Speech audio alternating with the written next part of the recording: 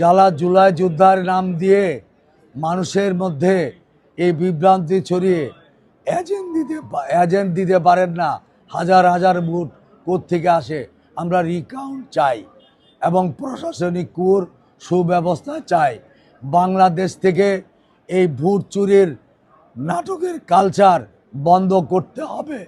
আমি এটার শেষ লোক, যেটা শেষ পর্যন্ত আমি রাজনীতি করে ফাইট দিয়ে যাব।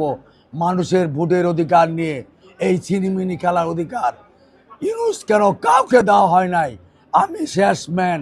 এটা শেষ পর্যন্ত দেখে যাব আইনি লড়াই সহ রাজনৈতিক প্রোগ্রামের মাধ্যমে। সুতরাং যেন তেনভাবে মানুষের অধিকার, ভোটের অধিকার হরণ করেই দেশে ক্ষান্ত হয় নাই।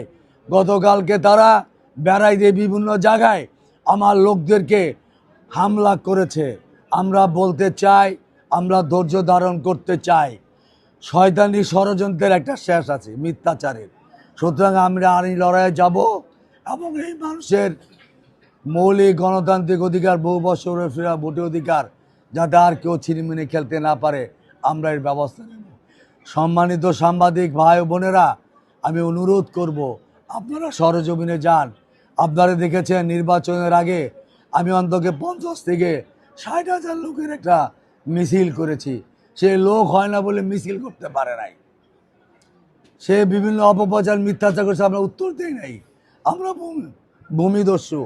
সাঁতার গোলের সভাপতি আমার এখানে আছে, যেখানে আমার প্রজেক্ট হাউজিংয়ের, ও প্রত্যেকটা কেন্দ্রে আমরা ওইখানে জিতেছি। মানুষ কি আমাদের পক্ষে না বিপক্ষে?